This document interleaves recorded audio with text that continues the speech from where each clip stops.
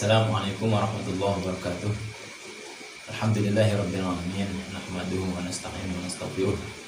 Wa na'udzu billahi min syururi anfusina wa sayyiati a'malina, may yahdihillahu fala mudilla lahu wa may yudlil fala hadiya lahu.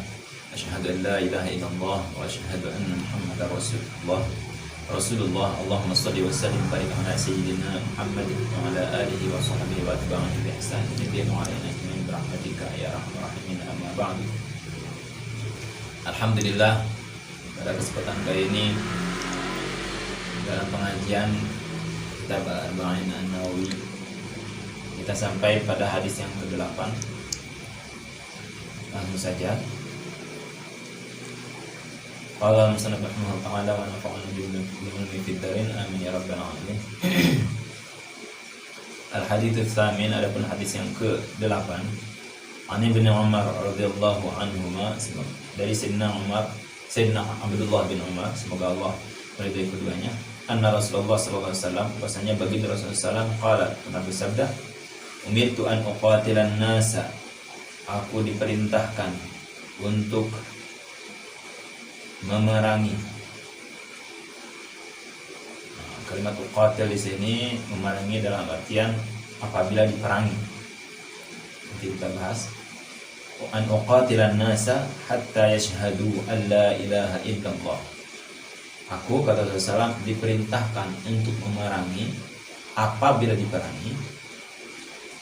Memerangi siapa?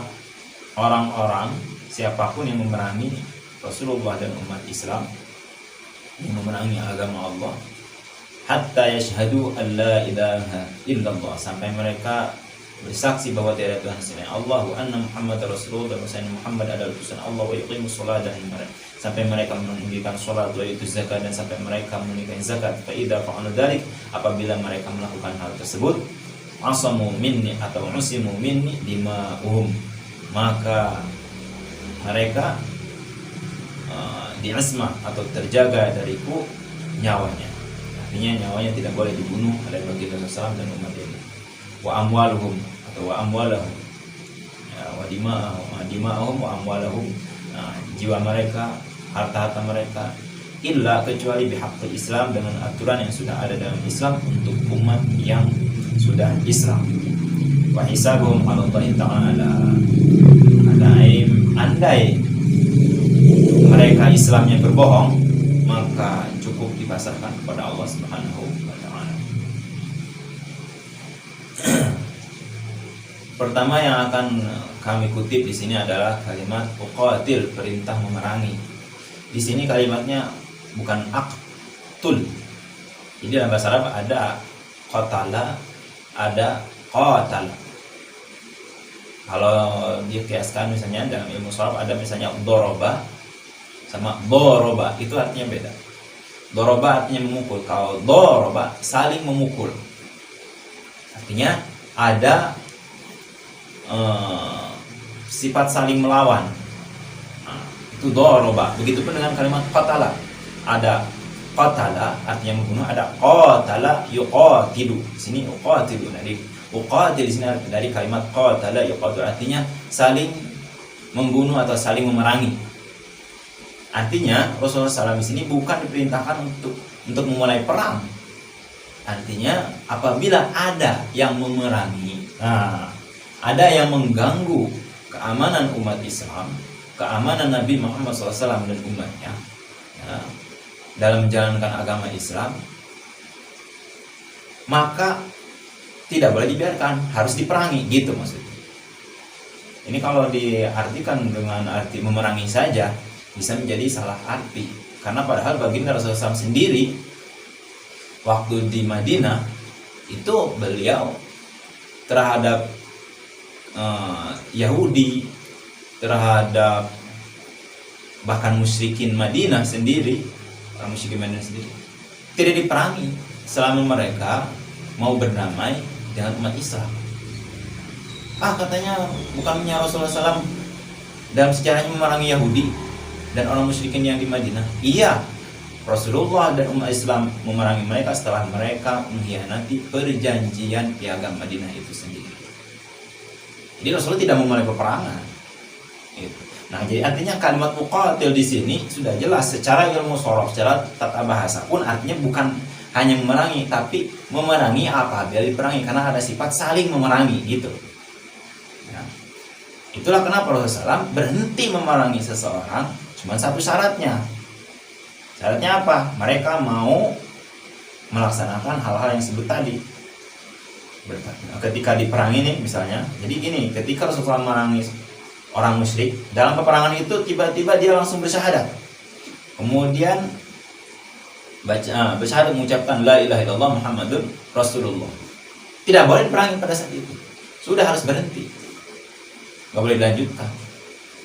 Bahkan satu ketika salah seorang sahabat ada pada satu kejadian peperangan, melihat orang yang di depannya itu mengucap la ilaha illallah, tetap ditebas oleh dia. Kemudian sampai kabar ini kepada baginda Rasulullah Sallallahu Alaihi Wasallam. Rasulullah pun marah terhadap siapa? Terhadap sahabat Nabi yang sudah membunuh orang yang tadi mengucap la ilaha illallah. Ditanya Rasulullah SAW, kenapa engkau bunuh itu orang? Bukankah dia sudah bersaksi bahwa dia utusan Allah dan Muhammad utusan Allah? Iya Rasulullah, tapi dia mengucapkan itu karena takut pedangku. Apa jawab Rasulullah? Asyaqaqta sadrahu atau kamu salah? Apakah kau sudah belah dadanya sampai kau tahu bahwa dia itu berbohong? Itu kenapa di ujung hadis ini wa hisabuhum 'ala Allah. Maksudnya apa? Kenapa Rasul mempasrahkan selanjutnya kepada Allah? Artinya, andai di antara yang mengucap la ilaha illallah Muhammad Rasulullah, di antara mereka yang sudah bersyahadat, sholat, dan puasa, bahkan zakat, ternyata mereka itu hanya untuk menutupi kemunafikannya, artinya mereka hanya berpura-pura Islam. Sekalipun mereka pura-pura Islam, selama tidak diketahui secara dengan bukti yang nampak, ya, Rasulullah hanya diperintahkan oleh Allah mempasrahkan itu kepada Allah. Wa hisabuhum 'ala Allah. Selebihnya dipasrahkan kepada Allah. Jadi tidak Rasulullah tidak diperintahkan untuk ngorek-ngorek hati manusia walaupun Allah memberitahu. Begitupun kita, apalagi kita. Ya, kita bukan nabi, bukan siapa-siapa. Hanya jadi umat orang biasa yang belum tentu diberitahu Allah mengenai isi hati orang lain. Andai pun isi hati orang lain tidak boleh sembarangan. Dan tidak boleh membuat itu sebagai dasar untuk menghakimi seseorang walaupun sudah tahu. Kecuali dia sendiri menyatakan isi hatinya, menyatakan kebohongannya. Jadi hadis ini tidak bisa menjadi dalil atau dalih atau dasar bagi siapapun untuk membunuh orang non muslim. Soalnya ini hadis kalau diartikan begini, aku diperintahkan memerangi atau membunuh orang-orang sampai mereka bersaksi tidak Tuhan selain Allah dan seterusnya. Wah, kalau begitu saya juga sekarang harusnya pergi membunuh orang-orang tetangga saya yang Nasrani, karena mereka tidak bersaksi tidak masuk Islam intinya. Tapi kan tidak. Ini mungkin hadis yang sering dipakai dasar bagi orang-orang yang kurang ilmu, ya. Mohon maaf kalau saya harus bilang itu kurang ilmu.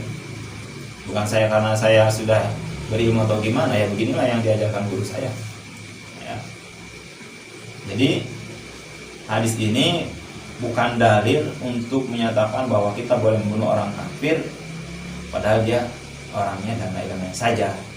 Padahal dia tidak mengganggu umat Islam, padahal dia tidak mengganggu umat Islam dalam ibadahnya, dalam hidupnya, damai-damai saja. Orang Rasulullah SAW sendiri, orang Yahudi, tetangganya Yahudi yang sakit, itu ditengok. Bahkan jangankan yang jelas-jelas Yahudi, yang munafik pun, orang munafik, selama dia tidak menampakkan kemunafikannya, walaupun Rasulullah sudah tahu, Rasulullah tidak mengganggu dia serta-merta gitu, menghakimi dia bahwa kamu ini orang tidak. Ya. Dan pasrahkannya kepada Allah, ya, biar Allah sendiri yang menyikapi dia, ya, sampai pada saatnya Allah memerintahkan apa yang Allah inginkan. Nah, selain itu Jadi ini clear ya. Jadi hadis ini bukan dalil untuk membunuh non muslim yang tidak mengganggu atau kafir dhimmi istilahnya ya. Jadi orang non muslim yang tidak mengganggu umat Islam dalam melaksanakan perintah Allah dan Rasulnya disebut dengan kafir dhimmi. Nah, adapun yang mengganggu disebut kafir harbi, itu yang boleh diperangi. Ya, jadi sekali lagi uqatil artinya memerangi apabila diperangi. Udah. Ya, titik. Tidak ada apa komen-komen macam-macam. Ya. Lanjut. Jadi dalam peperangan pun, bahkan dalam keadaan perang pun, kalau sudah bersyahadat tidak boleh dibunuh. Andai pun di hadapan Allah itu bohong, dia syahadat. Wa anna Muhammad Rasulullah, dan sampai mereka kalau sudah Islam, pemimpin yang muslim berhak untuk memerintahkan rakyatnya untuk melaksanakan sholat.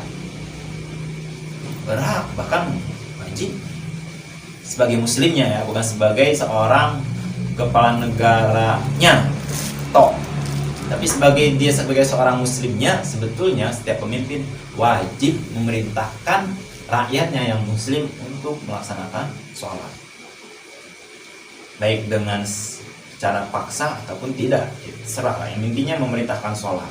Wa yutuz zakah, ya, memerintahkan untuk menunaikan zakat. Fa idza fa'alu dzalika, apabila mereka melakukan hal itu, kata Rasulullah, musimu minni dima'uhum atau dima'ahum wa amwalahum, maka nyawa dan harta mereka tidak boleh diganggu. Ya. Illa bihaqqil Islam, kecuali dengan hak yang sudah ada dalam Islam. Artinya ketika mereka sudah masuk Islam, ada langgaran-langgaran, yaitu langgarannya dia melanggar hukum Islam, berarti harus dihukumi dengan peraturan agama Islam. Orang Islam mencuri, ya, dengan cara Islam lagi, itu yang Rasulullah SAW diperintahkan. Ya, wa hisabuhum 'ala Allah Ta'ala, selebihnya dipasrahkan kepada Allah Subhanahu wa Ta'ala. Ada satu lagi ini, Ibnu Daqiq dalam mengutip pendapat salah satu ulama, yaitu Imam Al-Khattabi, mengenai kalimat mengenai makna orang-orang di sini siapa. Katanya Imam Al-Khattabi yang dimaksud dengan orang yang harus diperangi ini, apabila merangi harus diperangi ini adalah selain ahli kitab dan selain ahli tauhid, itu ya. Jadi orang-orang yang ahli kitab dan ahli tauhid itu sebetulnya tidak boleh diperangi kecuali mereka memerangi, gitu ya. Semoga ini jelas dan tidak menjadi salah paham buat siapapun yang menyimak kajian ini, dan semoga bermanfaat untuk semuanya, dan semoga negeri ini tetap ada dalam lindungan Allah Subhanahu wa Ta'ala. Wallahu muwaffiq ila aqwamit thoriq. Wallahu a'lam bishawab. Wassalamualaikum warahmatullahi wabarakatuh.